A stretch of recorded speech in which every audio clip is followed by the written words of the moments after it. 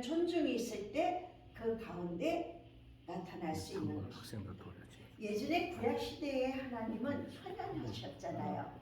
그러다가 나중에 우리 예수님이 보내시고 예수님을 성천하신 데는 우리는 성령님을 통하여서 지금도 순간순간 모든 분이 그분을 만나고 계십니다. 그래서 개인이 심리적으로 정서적으로 건강하게 살기 위해서는 세 가지의 유기적인 관계성이 유지돼야 됩니다. 첫 번째는 자신과의 관계. 여러분, 자신과의 관계 굉장히 중요해요. 우리가 기독교는 이기적이가 아니고 남을 배려해야 된다고 해서 자기 자신을 귀히 여기지 않으면 절대로 안 돼요. 기독교는 대단히 이기적입니다. 근데 그 이기적이라는 것이 나의 이익만 구하는 이기적인 것이 아니라 우리 자신의 영혼 자체를 누가 만드셨어요? 하나님이 만드셨기 때문에 우리 자신이 자기를 귀하게 여겨주지 아니하면 남이 어떻게 나를 귀하게 여겨주겠습니까? 그래서 자신 간의 관계가 잘 형성이 되어 있어야 돼요. 그 다음은 한술 많이 하니까. 그 다음에 누구와의 관계예요? 하나님과의 관계입니다. 여기 안에서 우리 인간들은 자기의 정체성을 잘 유지해 나가야 되는 거예요. 근데 정체성이 잘 확립되어 있지 않으면 그 사람의 삶이 참 좀 불안합니다. 어른이었어도. 근데 이거는 우리가 이제 인간의 인생의 주기에 대해서 가면 정체성에 대한 것을 우리가 공부를 하게 될 겁니다. 근데 우리 사람은 어느 한순간에 이렇게 딱 만들어지는 게 아니에요. 태어나는 순간부터 점차적으로 우리의 인격, 기본 인격이 언제 형성돼요? 유치원 과정까지. 그때 거의 우리의 인격의 80%는 이미 유치원 과정 끝나요. 그때쯤까지가 형성이 되는 거예요. 그 바닥 위에 점점 살이 뼈가 더 튼튼해지고 살이 점점 붙고 그렇게 나아가는 거예요. 그래서 어린 시절이나 이런 게 참 중요하다고 하는 이유가 바로 거기에 있는 거예요. 그래서 사랑을 듬뿍 받은 사람과 그러지 못한 사람들, 또 인정 욕구가 너무 강한 사람들, 아니면 그것이 잘 사랑받고자 하는 욕구와 인정받고자 하는 욕구가 적당한 배율이 될 때 그 사람은 참 건강한 사람으로 자랄 수 있는 거예요. 근데 이게 우리 어린 시절부터 이루어졌다는 것은 새삼스레 좀 놀라운 일이 아닐 수가 없습니다. 물론 변화될 수는 있어요. 근데 근본적인 우리의 심리 마음속에 깊이 깔려있는 그것을 혹시 상처 증후군 같은 게 있으면 치유하지 않고는 굉장히 어렵다는 겁니다. 여러분, 로마서 7장에 보면 그러잖아요. 내가 원하는 바 선을 행하려고 그러는데 선함이 나오는 게 아니라 이미 뭘 계산도 하기 전에 이미 악이 벌써 밖으로 나타났어. 그거는 뭐냐면 우리 사람들의 마음 속에 무의식의 세계 속에 리비도라는 게 쫙 잠재돼 깔려 있는 거예요. 나도 모르게 거기에 들어가 있던 핵심 역동들, 다른 말로 상처 증후군들이 귀에만 타면 그것만 똑같은 비슷한 현상이 와서 딱 건드려만 주면 내가 제어할 시간이 없어요. 순간 튀쳐나오는 겁니다. 이것 때문에 서로 상처들을 받고 상처를 주기도 하고 이러면서 관계가 좋아지기도 하고 어그러지기도 하고 아니면 아직 깨어지기도 하고 이렇다는 겁니다. 그럼 여러분들은 우리 가정은 출가 안 한 분들 내가 엄마 아빠 살고 있는 이런 가정이겠죠. 나는 아주 건전한 가정이다. 건전한 마디로 표현하겠습니다. 나는 우리 집은 아주 건전한 가정이다 생각하시는 분 살짝 들어가도 돼요. 그리고 그러면 우리는 좀 불안정하다, 좀 불안한 말이다. 아무도 답을 안 하시고 우리는 깨어진 말이다. 아무도 답을 안 하시고 저하고 시간은 여러분의 무엇가 밖에 나가는 일 없이 그냥 이렇게 잘 주고받고 할 때에 내가 나를 표현하고 이런 것이 이제 되는 거예요. 우리들이 한국 사람들이 참 힘든 점은 유학 생활을 처음 가면 참 불편한 점이 뭐냐면 거기는 다 소그룹으로 질문을 대화를 통해서 수업이 이루어져 갑니다. 근데 우리는 어땠어요? 문답식이고 단답식이었잖아요. 그러니까 그거 되면 답만 해내면 됐지 그 과정은 혼자가 겪어야 됐던 거예요. 그래서 뭘 물어보면 갑자기 당황해갖고 머리에서 막 맴도는데 입에 떨어지지 않는 거예요. 그래서 요즘 아이들은 바꿔가고 있습니다. 대학 입시가 논술을 쓰기 시작하면서 초등학교 아이들부터 그런 공부를 방법을 점점 바꿔가고 있어요. 근데 그게 뭐냐면 우리가 익숙치 않은 거에 대한 두려움 또 당황함 이게 관계 형성에 있어서 우리를 가로막고 있는 어떤 불편함이 거예요. 근데 상담에서는 상담은 누가 있어요? 상담은 처음에 그쵸? 나 있으면 우리가 상담자가 있습니다. 상담자는 누구와 만나요? 클라이언트는 내담자와 만나요. 근데 기독교 상담과 일반 상담의 차이는 일반 상담은 어떤 문제나 사건을 해결해 가면 됩니다. 그런데 기독교 상담은 좀 달라요. 그는 뭐냐면 상담자와 내담자가 관계를 형성을 해요. 나와 너와 관계를 맺습니다. 그런데 전체 주관하시는 이는 누구실까요? 하나님이십니다. 그래서 이런 상담자와 내담자가 관계를 맺어서 형성해 나가면서 그 풀어가는 과정에 있어서 누구를 향하여 나아가게 되느냐면 하나님을 향하여 나아가게 만드는 거예요. 하나님을 향하여 나아가게 되는 거니까 그래서 문제 해결하는 거예요. 해결이라는 것보다는 답을 알아가는 거예요. 자, 여기서 여러분에게 힌트를 드리면 클라이언트가 우리가 내담자 우리에게 찾아와요. 이제 자기소개는 뭔가 답이 좀 있어요. 원하는 바가 있습니다. 그런 게 있었을 때 그러나 사람들의 심리 속에는 우리가 여러분이 인재론을 통해서 배웠지만 우리 죄악성이 근본적으로 자리를 잡고 있어요. 같이 공감자를 만들고자 하는 마음이 있어요. 심리적으로. 그런데 그런 마음이 없어지고 우리가 대화를 해나가고 이러는 과정이 중요하다는 거예요. 과정을 통해서 누구를 알아가느냐. 문제는 가지고 내가 왔지만 그 문제로 여기게 된 그 원인을 찾아서 근본을 해결해 버리면 마음에 뭐가 오겠어요? 평안이 찾아오잖아요. 근데 그 평안은 누가 주시는 마음이에요? 성령님이 우리에게 주시는 마음이에요.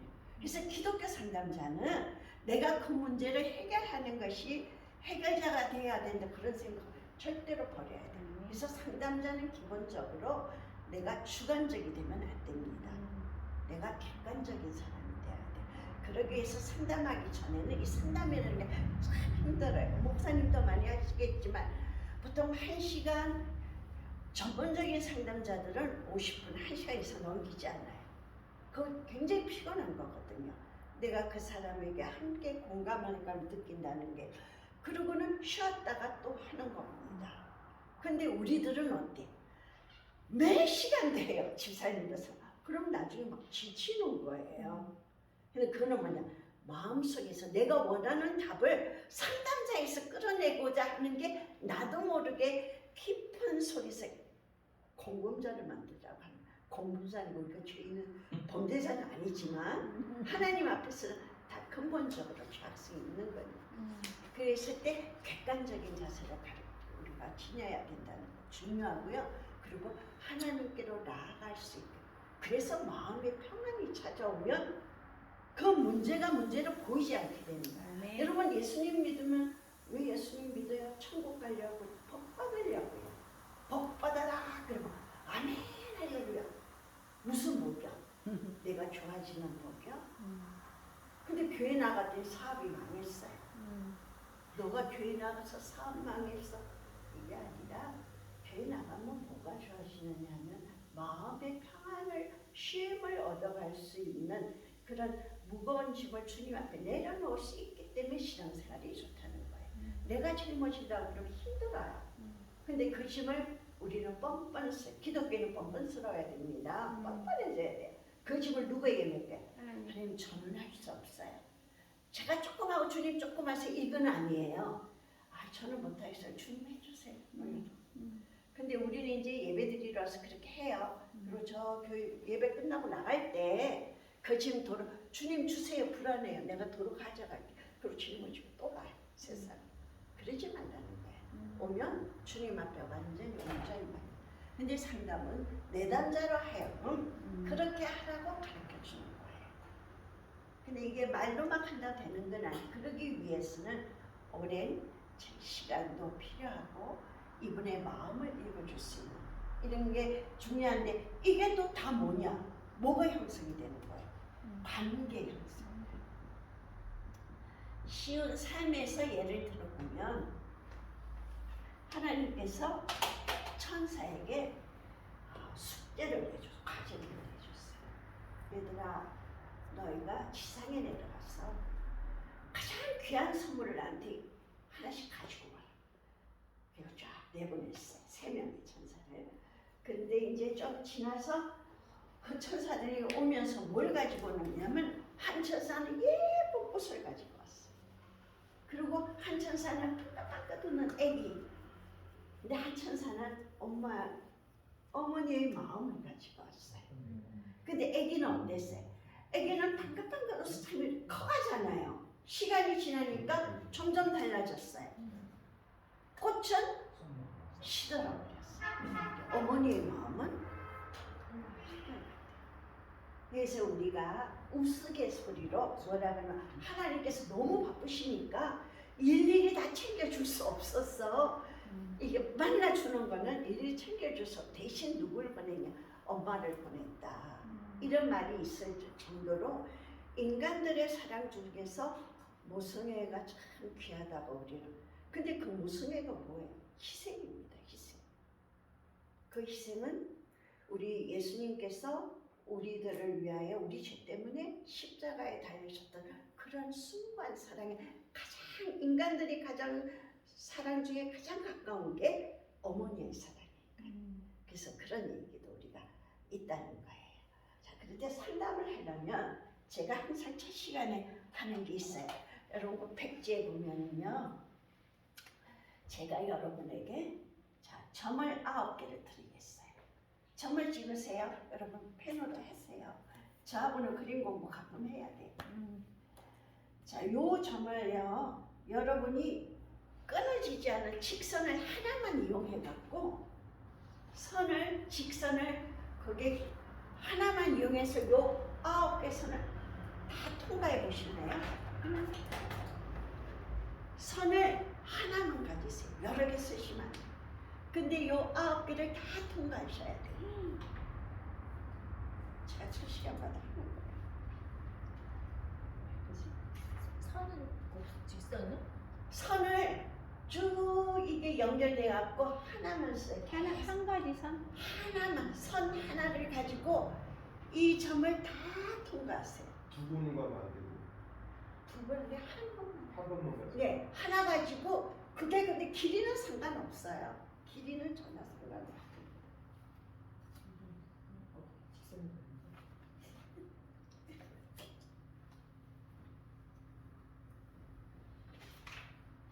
아이고, 하나가 빠졌네. 괜찮아요. 다 연결해야 되니까. 네, 뭔지 알았어. 연결했어. 네, 맞아요. 아, 이렇게 하면 되는구나. 이렇게. 하셨어요? 아, 여기도 해야 되는 거예요? 그거는 마음대로 어디서 출발해서 상관없어요. 여러분 하고 싶으신 대로 그냥 하고 싶어. 목사님 해보세요. 이 가운데는 안 했는데 괜찮아? 어디 잘 되세요? 아니, 이렇게 해놨는데 어떻게 하셨어요? 이렇게 했는데 아니야? 아니 그. 그래. 네. 하나 옮겨서? 하나만. 자 이제 보세요. 네. 자, 하겠습니다. 네. 자 여기서 출발할게요.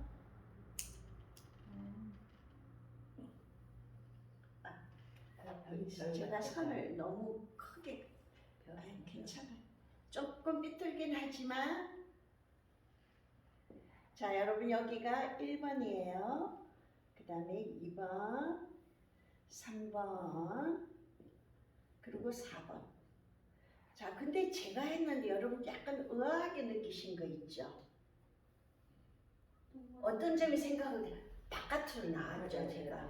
근데 제가 여러분 이 점 밖으로 선이 나가면 안 됩니다. 말씀드렸어요? 그런 얘기 한 적 없어요.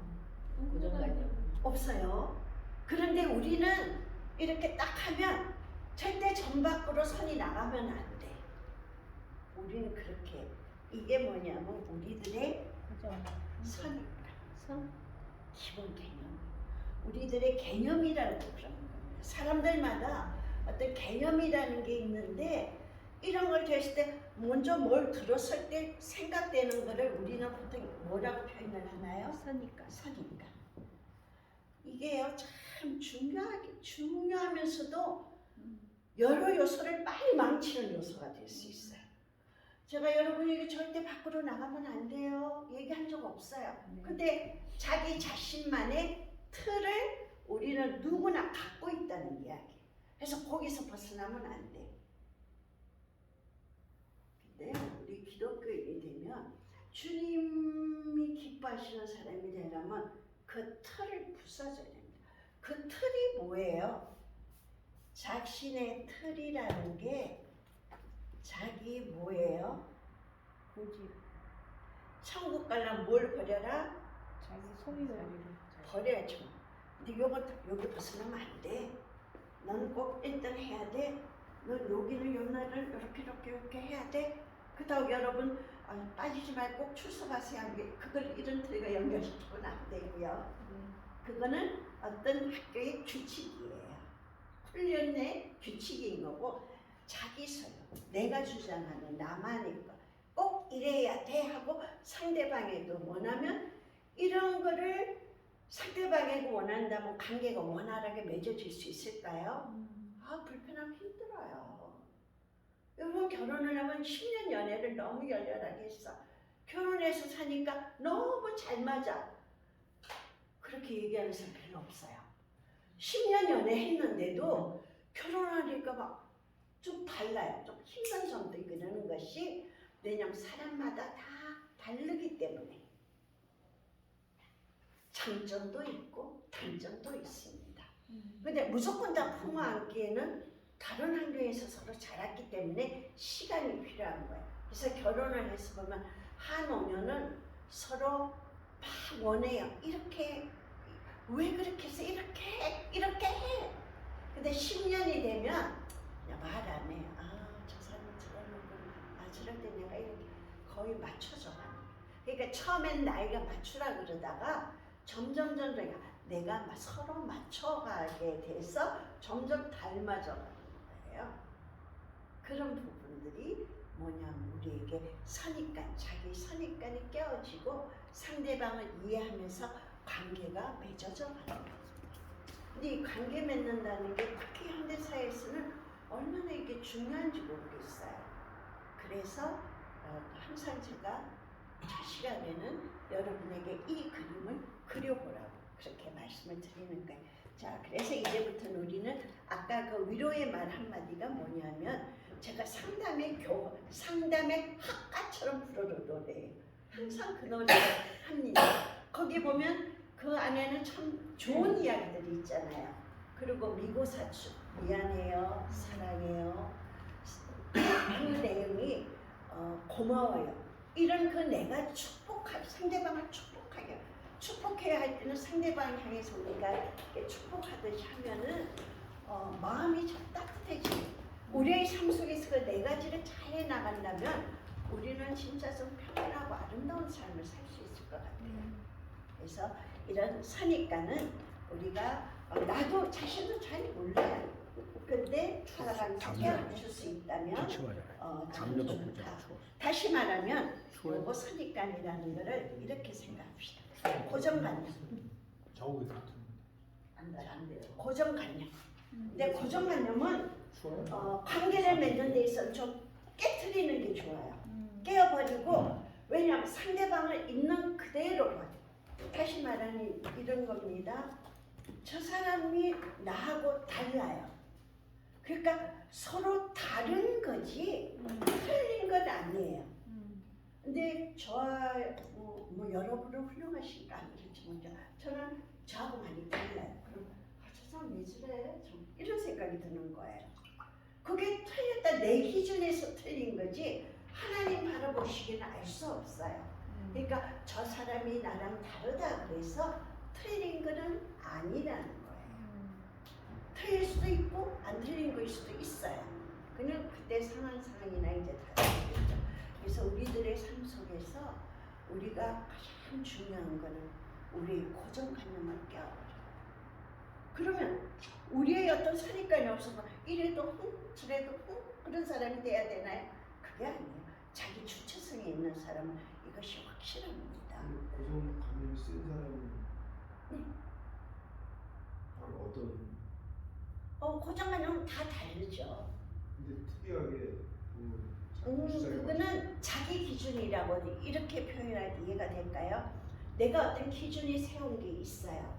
그러면 다른 사람들이 뭐 어떤 일을 했을 때 거기에 맞지 않으면 그 사람 그 부분을 자꾸 정죄를 하게 된다든가 그렇게보다는 그 사람이 어떻게 내 마음 백장이고 잘못했어요. 그러나 천천히 그 사람 입장에서 살펴보고 왜 그 사람이 그런 행동을 할 수밖에 없나부터 거슬러 가야 되는 거예요. 나타난 결과만 보고 그러지 말고 과정을 더듬어서 알아가게 되는 거예요. 그래서 지금은 현대병이 너무너무 많아요. 현대인이 스트레스가 많아 수백 가지입니다. 그래서 병원도 가면 얼마나 다양한지 몰라요. 근데 예전에는 어떻게 했냐면 정신과 치료를 가면은 이렇게 실험을 해요. 그래서 이렇게 재연을 합니다. 저기 선생님하고 환자하고 재연을 할 때 과거로 되돌아가면서 그 사람의 마음을 끌어냈어요. 근데 이건 뭐냐? 과정에서 무슨 일이 있었나? 저 사람이 저런 행동을 하게 된 근본 원인이 있을 거라고요. 근데 그 원인을 찾아가는 거예요. 그거를 이제 우리가 나중에 우리 마음의 구획 이런 거 할 때는 알게 되겠습니다만, 자, 마음이 이렇게 생긴 거 아니에요. 편의상 이렇게 하면 우리 사람들이 인지하고 인식하고 행동하는 거를 의식이라고 이야기를 해요. 잘 하고 행동을 그대로 하는 거. 근데 요게 여러분 우리가 100% 주기 얼마나 될까요? 100% 주기 얼마나 돼 있을까요? 20%? 요게요. 놀랍게도 빙산의 일각입니다.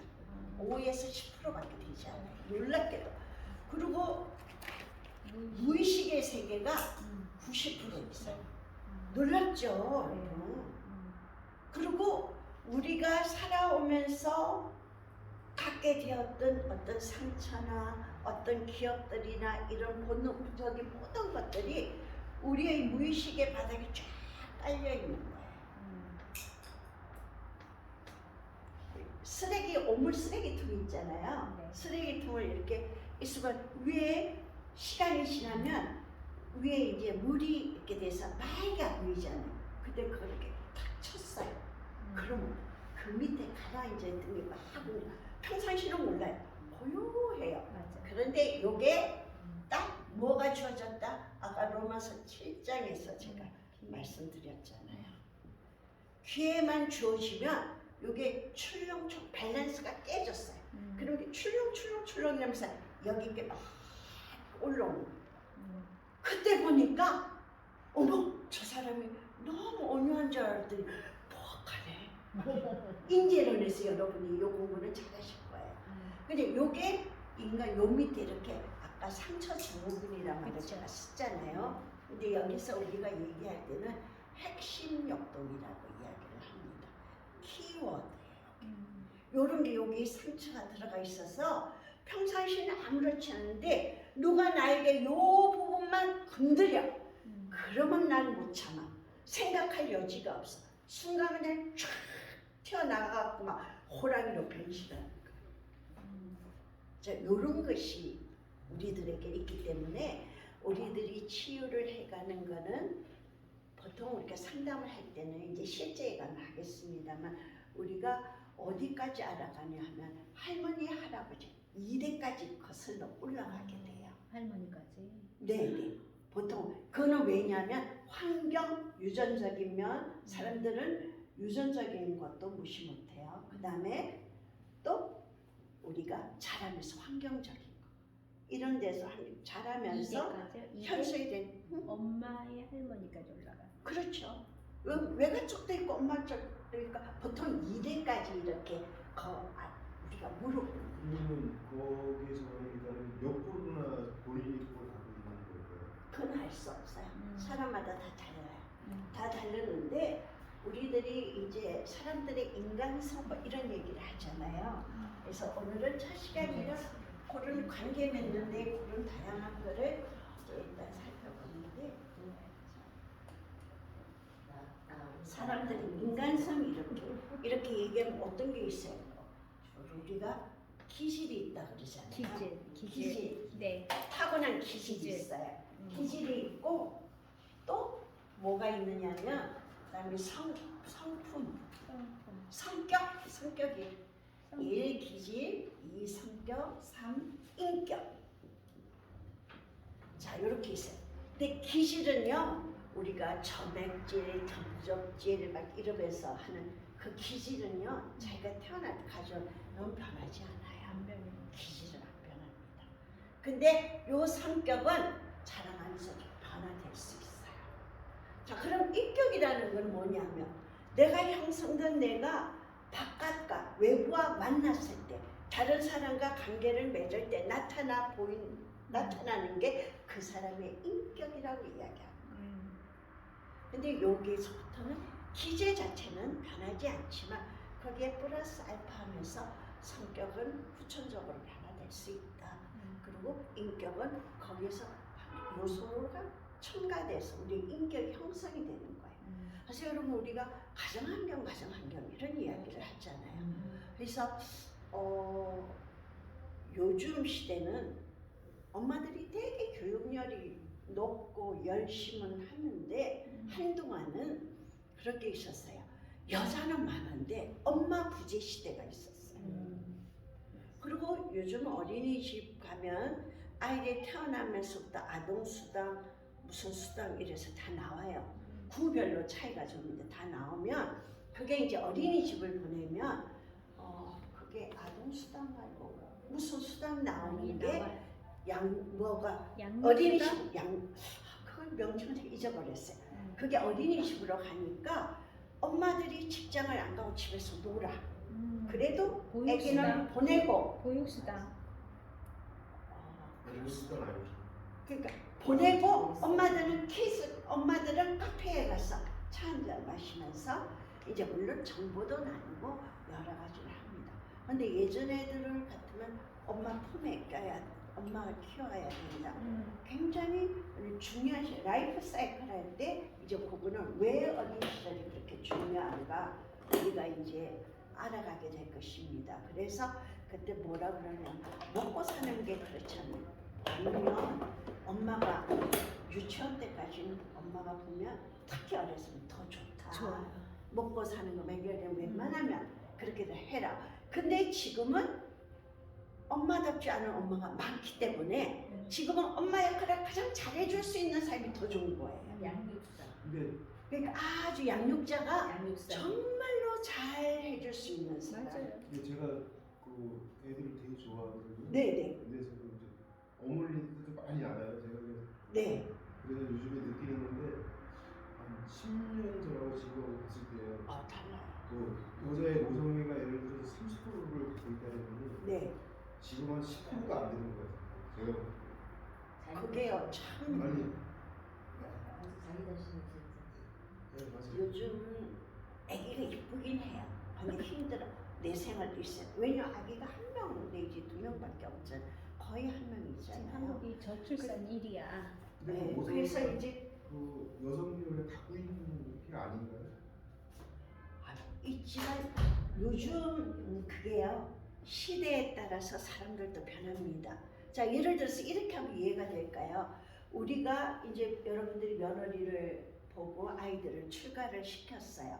근데 그 아이들이 내가 엄마였을 때의 그런 가지는 마음하고 아이를 사랑하고 이뻐해요. 근데 양육하는 방법이 같은가요? 달라. 다르죠. 음. 엄마가 사랑하는 마음은 있지만 방법적인 면에서 또 사고 자체가 우리들이 얘기한 꼰대라니까요. 꼰대야 참. 그게 우리뿐이 아니고 요즘은 6개월도 한 세대가 6개월도 안 돼요. 세대 차이 난다고. 세대가 굉장히 빨리 변하기 때문에 조부모들은 아이들 교육에 간섭하면 안 돼요.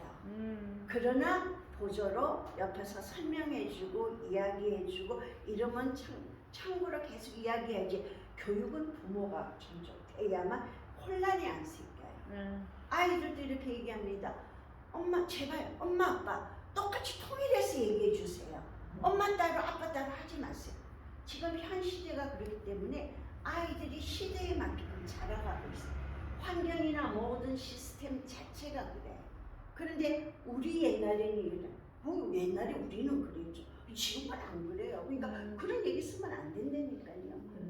사랑받고 큰 자식들은 또 사랑을 주는데 그게 약간씩 해석은 되지만 이제 그거 보면은요, 사랑을 충분히 받은 아이들은 사랑을 잘 나눠요.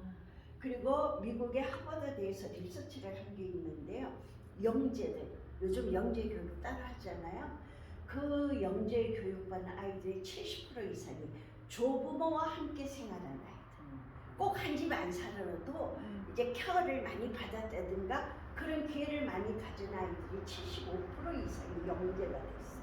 그건 뭐냐면 많은 사람과 관계를 맺으면서 여러 가지 부분이 발달도 하고 또 아이들이 정서적인 부분이 안정감을 많이 가졌다는 얘기예요. 그래서 사람이 우리도 마음이 편할 때는 모든 일을 좀 수용하고 포용할 수 있는 넓은 마음이 되잖아요. 근데 이게 불안한 상태에서는 다 거부 반응이에요. 방어벽을 쌓기 때문에 뭐를 자기를 오픈하지 않고 이렇게 터놓지를 않아요. 그럼 받아들이기가 어렵다는 겁니다. 자꾸 이게 끊겨가는 거예요. 그러나 사랑을 충분히 받는 사람은 거기서 쏘라면 자연스러운 거예요. 잘 나눠주기도 하고 누구를 만나도 이렇게 좋고 이런 부분을 그런 부분을 그러니까 좋은 옷 입히고 좋은 거만 입고가 아니고 어떤 한게 돈은 내가 다 돈 많이 갖고 싶으시죠? 난 돈 싫어 하는 분 계세요? 우리 자매님도 돈 싫어요? 좋아요. 많이 있으면 생활이 불편하지 않고 많이 나눌 수 있잖아요. 근데 그 없는 걸 어떻게 해? 없다고 막 한다고 어디 하늘에 떨어지는 거 아니에요. 그러면 없더라도 그 속에서 또 기쁨을 찾아보는 거예요. 6.25 때는 콩 한 쪽 있으면 12살 나눠 먹었다는 말이 있을 정도로 인정이 많았어요. 근데 지금 그 하나를 그거 서로 먹겠다고 머리가 터질거려. 이렇게 바쁜 세를 살아가는데 아이들과 자녀들에게 원하는 게 옛날 우리 그때 방법을 원해. 걔는 뭐 알지도 못해요. 교육 자체를 그렇게 안 받았어요. 왜냐하면 어른들이 고생한 시대가 있었다. 걔들은 귀하게 어른들이 그렇게 키워놓고 너 왜 안 그러냐? 누구 잘못이에요? 오늘날 젊은 아이들이 그런 걸 많이 이런 거는 우리들 책임이에요. 그래서 같이 책임을 통감하고 그런 부분을 자꾸 살려나갈 수 있어요. 자연도 살려야 되지만 우리 인간성을 살려야 되는 거예요. 아멘. 자, 이 회복을 어떻게 해야 돼? 관계가 맺어져야 회복을 할 수 있지 않겠어요? 그래서 여기를 기질을 타고 나서 그러니까 어쩔 수 포기? 안 돼요. 포기하면 안 돼요. 왜 예를 들어서 사도 바울 같은 분은 담즙질이었어요. 고집도 세고. 근데 그런 분은 뭘 잘하냐? 아주 진취적이에요. 그래서 앞장서 이방의 빛이 될 정도로. 어디에요? 사도행전에 보면은 그 기독교인을 잡으러 가던 사람이 하나님을 현현하신 하나님 만나고 나니까 이방의 빛으로 택함을 받잖아요. 이럴 만큼 변화가 있어요.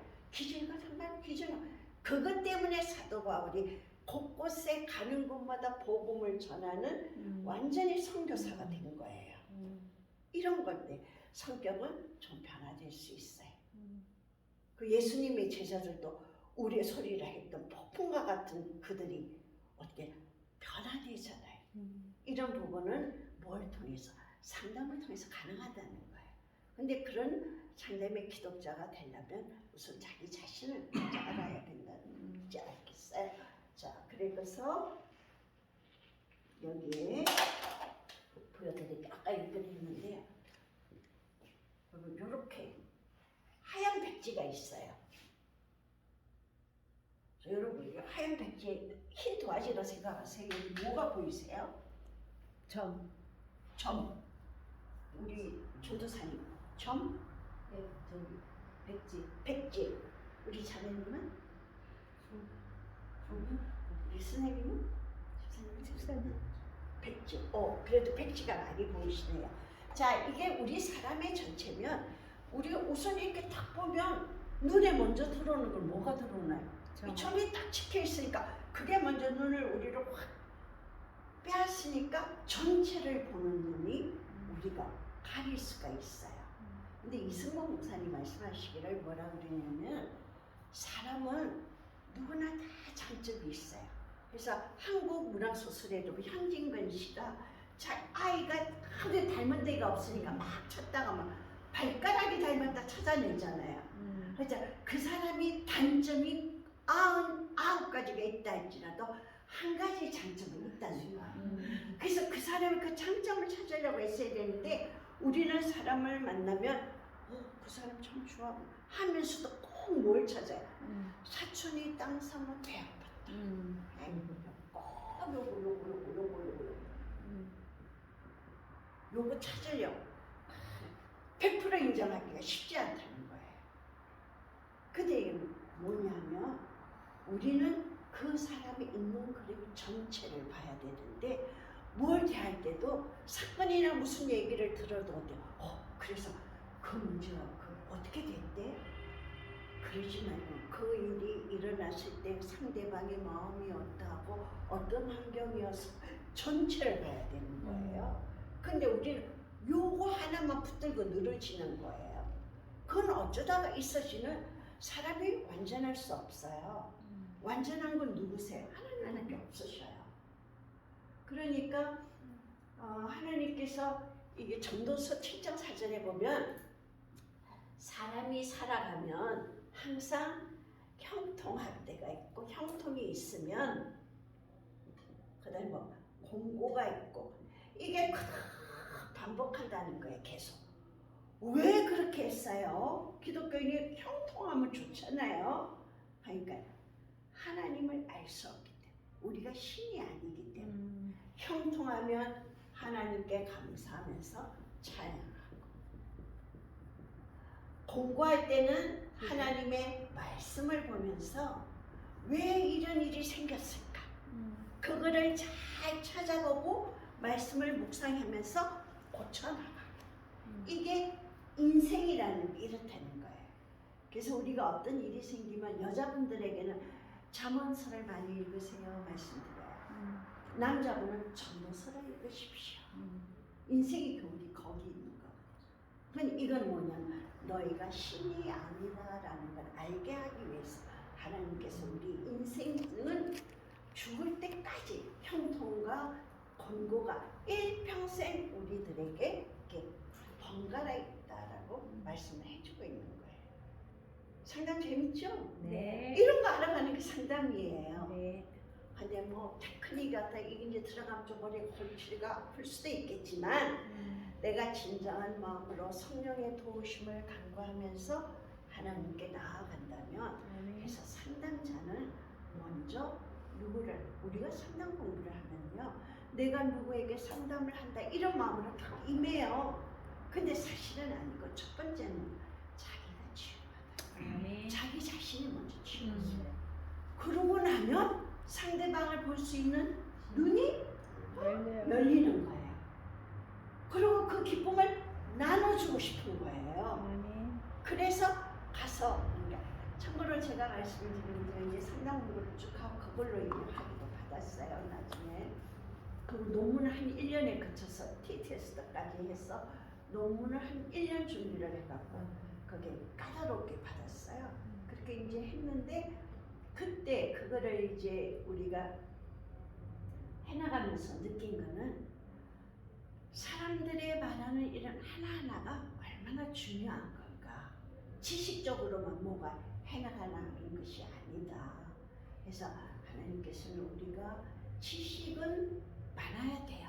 지식은 서로 나눌 수는 있지만 함께 공유하는 것은 지혜가 돼야 된다는 거예요. 그래서 잠언서에서 우리 여자들에게 현숙한 여인이 되려 그러잖아요. 현숙한 여인은 어떨 것 같아?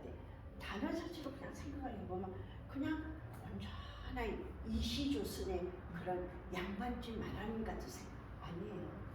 현숙한 여인은 결단력 있는 여인. 아멘. 결단력이 있어요.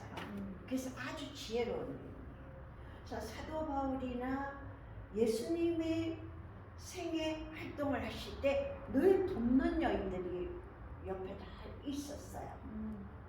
왜냐하면 마리아나 마르다 뭐 그 많은 하여간 성경에 많은 여인들이 남자분들이 앞서서 일을 하지만 그를 공개하고 뒤에서 보살펴 주는 건 여인들이 힘이 있었던 거예요.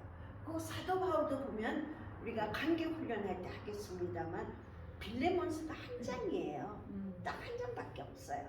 근데 그 빌레몬서에 보면은 칭호가 여러 가지 나오는데 여인들에게도 동등한 칭호를 썼어요. 그 사도 바울이 가는 곳마다 함께하는 사람들이 누구냐면 여인들이 다 있었어요. 브리스길라와 아굴라. 사도행전에 보면 브리스길라가 여자의 아내예요. 아굴라가 남자인데 남자 이름이 뒤에 나왔어요. 그 브리스길라가 얼마나 부부가 열심히 했지만 함께 일을 했다. 나중에 교회를 맡아서 좀 하게까지 되는 그런 언어. 그러니까 하나님 안에서는 여성과 남성이 동격이에요. 아멘. 그래서 우리가 그 창세기에서도 보면 하나님께서 여인 남녀를 구분하신 게 아니라 여인은 생명을 이 생산하는 귀한 은혜를 주신 거예요. 아멘. 그리고 남자분들은 선악과를 따먹어갖고 밭전자의 힘력 일하지 않으면 땀 흘리지 아니하면 얼굴 구할 수 없겠거든. 그러니까 밭전자 밑에 힘력자가 들어갔잖아. 여인들은 여자는 자궁의 그 모습대로 만드는 거예요. 그렇지만 하나님의 그런 은혜가 우리들에게 같이 여성은 여성으로서의 역할을 하면서 하나님 일을 하고 남자는 남자로서의 일을 하면서 하나님 일을 하는데 그 좋은 예가 우리가 복음서에 보니까 예수님 당시나 또 사도 바울을 봐도 공개하는 여인들이 참 많았어요. 그러니까 이름도 빛도 없이 여인들의 역할이 참 중요한 거예요. 그래서 하나님께서는 늘 우리에게 말씀하시기를 뭐라고 그러냐면 창세기에서도 아담과 하와를 하나님 제일 처음 만드신 공동체가 어디예요? 가정이에요. 그리고 누구요? 아담하고 하와입니다. 여성 남성의 특징이에요. 근데 아담이 혼자 독차하는 게 보기 좋지 안 돼 보이시잖아요. 그러니까 잠들게 하고 갈비뼈 중요한 갈비뼈를 심장 있는 데서 꺼낸 거예요. 아주 중요한 부분에서 꺼낸 거예요. 머리 뭐 다리 이런 데 꺼낸 게 아니라 중요한 심장 가까이서 꺼냈어요. 그리고 하와를 만드셔서 하와를 아담에게로 딱 데리고 오니까 아담이 저가 누굽니까 물어봤어요? 절대 안 물어봤어요. 이는 뭐라고요? 내 뼈 중에 뼈요, 내 살 중에 살이로다. 아 고백했어요. 그러니까 둘이서 결혼의 주례자는 누구세요? 하나님이십니다. 그러니까 가장 처음 공동체는 가정이에요. 그래서 이제 신학으로 이렇게 넘어가 보면은요, 우리가 에베소서 사도 바울이 쓴 에베소서나 베드로 전후서에 보면은 뭐가 있느냐면 가정과 그 교회를 같이 빗대서 얘기했어요. 그러니까 여기는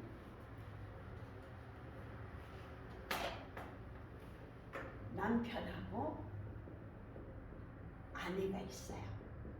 이 주종의 관계가 아니에요. 그래서 하나님께서 어떻게 우리 인간을 어떻게 하셨어요? 하나님은 우리를 사랑하시죠. 네. 인간은 하나님을 어떻게 해요? 믿어. 공경하죠. 공경이라는 단어가 험숭하죠. 완전히 험숭한다 이렇게 이야기를 합니다. 그러니까 교회가 교회와 성도님들이 어때요? 하나님은 우리 예수님은 교회를 정말로 사랑하시고 교회는 우리 주님을 완전히 섬기잖아요. 가정에 마찬가지예요. 남편은 자기 아내 사랑하기를 제 몸보다 더 귀하게 사랑해야 돼요. 아 그럼 여자들은 요즘은 여성 시대라 그래갖고 여자들이 파워가 너무 세지고 너무 지나쳐. 우리가 생각 너무 지나칩니다. 그거는 뭐냐면 하나님 질서를 파괴해가는 거예요. 그렇게 하면 아내를 사랑하고 아내는 어떻게 해야 돼요? 남편 앞에 뭐 하라고 그랬어요?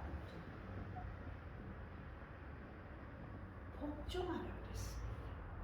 순종하라고 그랬어요. 우리 성도님들이 교회에 대해서 이렇게 순종하잖아요. 하나님 주님은 우리를 이렇게 사랑하시고 교회와 가정을 이렇게 비유해서 공동체로 우리들에게 보여주고 있다는 거예요. 그래서 사도 바울 서신들이 대부분 앞부분은 기독교 교리에 대한 이야기를 해주고 후반부는 뭐 이야기를 실생활에 대한 이야기를 구체적으로 알려주고 있어요. 그럼 이런 거를 볼 때 하나님께서는 왜 그렇게 하시는 거예요? 여성들은 복종하라고 그랬거든요. 그래서 예를 들어 보겠습니다. 우리가 아브라함과 사라를 알잖아요. 근데 사라는 아브라함을 어떻게 부르느냐 하면 주여, 로드, 에로하이, 로드. 남편을 그렇게 불렀어요. 그건 주여라는 뜻이에요. 남편을 그만큼 복종했다는 이야기입니다. 요즘 우리 보고 그러라고 미쳤어요? 그러지. 여자들이 어림도 없지요. 그러나 서로 남자 여자가 같은 가정생활 요즘 그런 거는 좋아요. 서로 돕는 건 좋지만 아내는 남편을 공경해야 되고 남편은 아내를 제목 더 사랑해요. 그래서 성경의 구약에 보면 그런 퀴즈 생각이 안 나는데요. 여성은 질그릇보다도 더 약하기 때문에 귀하고 사랑해줘야 된다고 그렇게 말씀하셨어요. 그래서 이게 뭐냐? 관계가 잘 아우러질 때 그거를 본 자녀들이 아 저렇게 생활해 가는 거구나. 요게 환경이고 까지 환경적인 요소라는 거예요. 우리들이 살아가면서 영향을 받는 거는 상담에서 늘 이야기하는 보는 게 뭐냐면 아까 제가 이 두 세대까지 본다고 그랬죠. 이게 뭐냐면 유전적인 요인을 보는 거예요. 그래서 남자는 네모로 표시하고 여자는 동그라미로 표시해서 가게 여러분 그 상담한 예화를 하나 가져오세요. 그랬을 때 남자 여자를 그림 표시는 이렇게 하는 겁니다. 그래서 두 사람이 결혼을 했어요. 여기서 나타난 자녀. 저는 여자니까 또 내가 누구랑 만나서 해서 또 이렇게 나와. 이렇게 그림 표시를 해주는 거예요. 나무 그림을 그리는 겁니다. 그렇게 하고 서로 대한 내용을 쭉 써서 우리가 제출하고 이렇게 하는 거예요. 그런 것처럼 유전적인 요소 더하기 유전적인 요소에 뭘까? 자, 환경적 요소예요. 이게 그 사람에게 대단히 지대한 영향을 미칩니다. 이거를 참고로 우리가 알고 그 사람 이해하는 데 도움이 되는 거예요. 옛날엔 개천에서 욕났어요.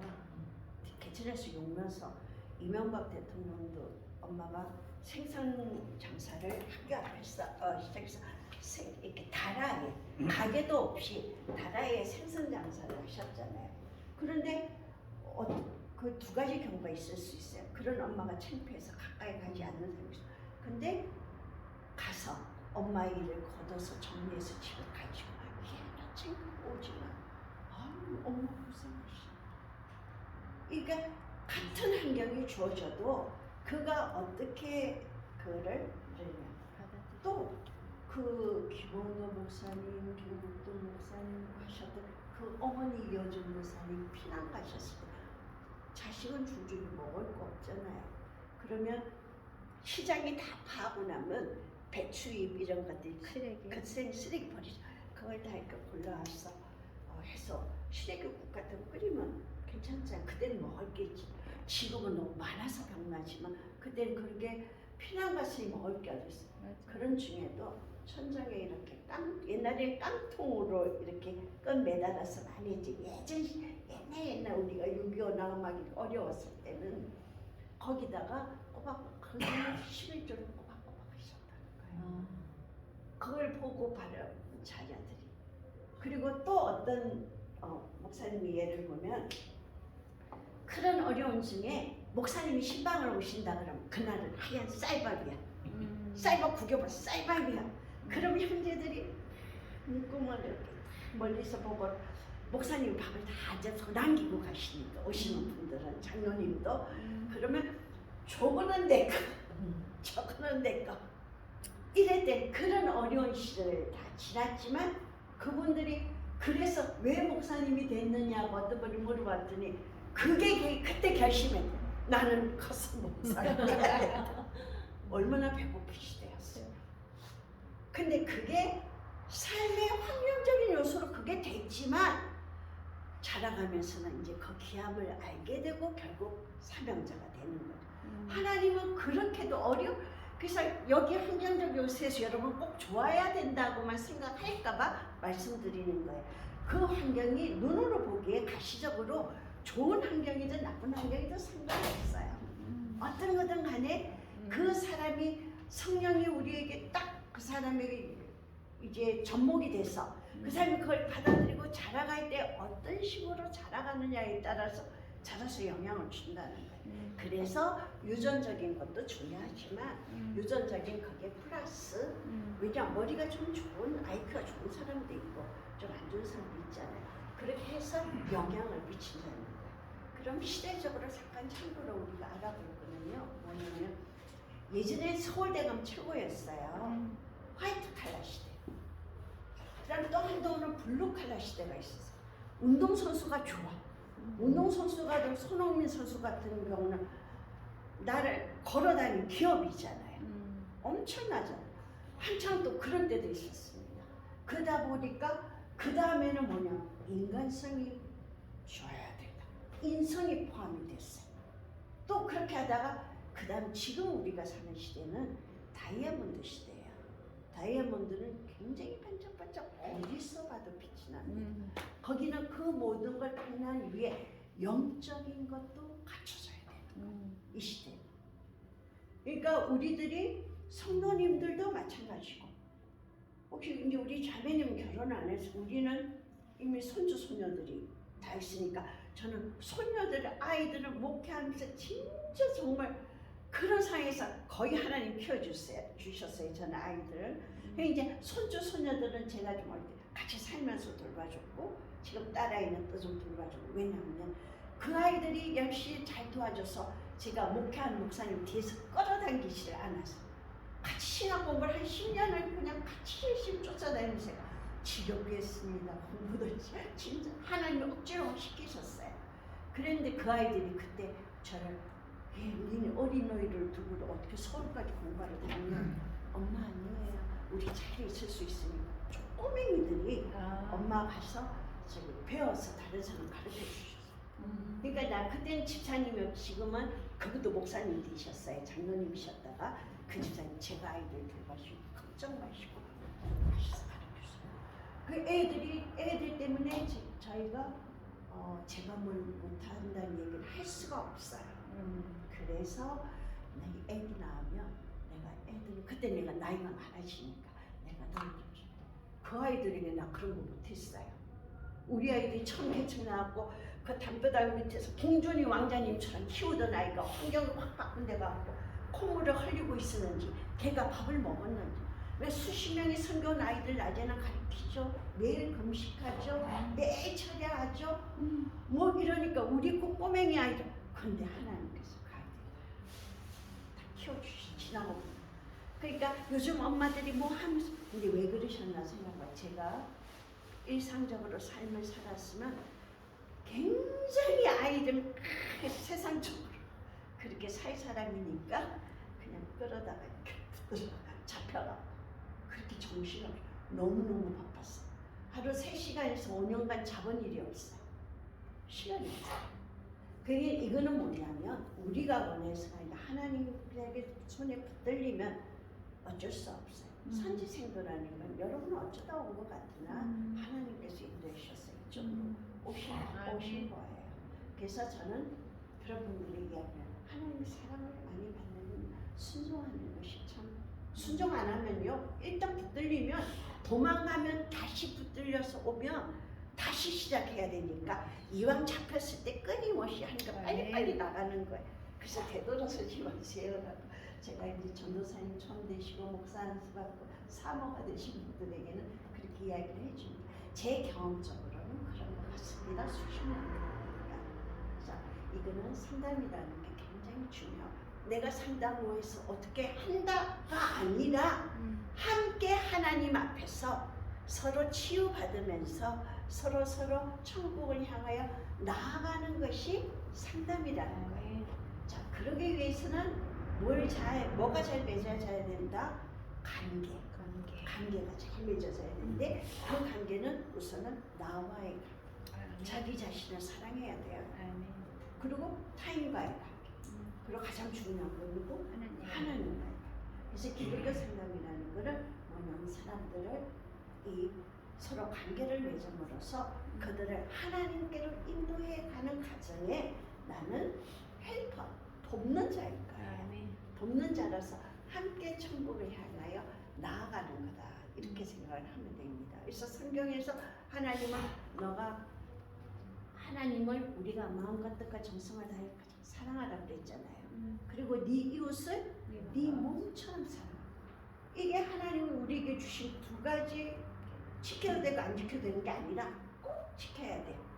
우리가 두 가지인 거예요. 근데 그거를 가장 잘 접목해서 나눌 수 있는 것이 뭐냐면 기독교 상담이라는 게 이게 총망라적으로 이루어져 있는 거예요. 그래서 이게 얼마나 감사한 건가 우리가 생각하면서 저와 함께 여러분들이 이제 시간 이렇게 좀 진행을 해나가게 될 것입니다.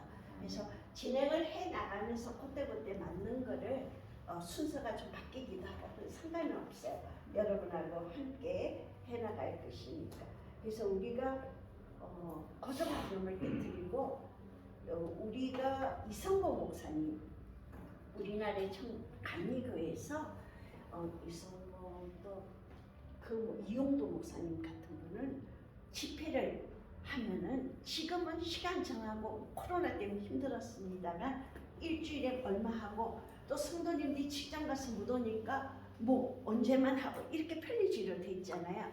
근데 예전에는 일제시대 이전에는 어떠냐면 부흥회를 한다 그러면 그때 예배당은 빨간 벽돌로 쳐 예배당이었잖아요. 그러면 열흘씩 막 했어요. 그럼 이거 마루 바닥에 앉을 자리가 없어서 사람들이 밖에 창문에 매달려서 보는데 무등을 타고 무등을 타대는 거예요. 근데 그 목사님은 집회를 하고 오면 창자 시간도 성도님들 상담해주고 나중에 목소리가 잠겨서 안 나오는 거예요. 이렇게 흰 손수건을 가지고 이렇게 흔들기만 해도 성령의 역사가 사람들이 막 회개가 터져나오고 막 대단했던 우리나라 1930년대 그때 대단한 그런 부흥의 운동이 일어났었어요. 그분들이 말씀하시기를 그리고 어디 집회 참석을 받아서 가면 너무나 수수해서 알지 못해요. 그분이 어디 있는지. 그래서 기차역에서 가서 초청해 놓은 그 교회에서 기다려도 목사님 안 오셨어요. 그래서 교회 들어온 목사님 안 오셨습니다. 이렇게 얘기하니까 저 뒤에 허름한 한복을 입고 있던 목사님 저 여기 와 있습니다. 그리고 참석하셨다는 거예요. 그분이 그렇게 말씀하시죠. 그리고 나중에 마지막에 통성기도 이렇게 마지막 기도들 마무리들 하잖아요. 하고 나면 슬그머니 사라지시기도 하고 왜냐면 사례금 받지 않으시고 하나님께서 하시니까 그분들이 말씀하시기를 한꼭 주먹을 이렇게 쥐고 계셔요. 그래서 왜 그렇게 주먹을 쥐고 계시냐 그러니까 우리 주님께서 내 손을 잡고 계신 내가 이 손을 놓는 법은 절대로 없어야 돼. 그래서 항상 습관처럼 주먹을 꼭 쥐고 계셔. 참 가슴이 뭉클하잖아요. 오늘날 그런 우리가 이렇게 본받을 만한 목회자가 있는가 우리가 몰라서 물론 그럴 거예요. 빚도 없이 소유도 없이 계신 분이 있을 텐데 그래서 이제 그런 분은 한양직 목사님 이후로는 우리가 사도 없지만 사도영성이라는 거는 초대교회 사도들의 영성을 보면 용감하고 씩씩합니다. 그러나 주님에 대한 사랑은 이렇게 절절한 분들이 그게 없으면 그 죽음의 길을 못 가잖아요.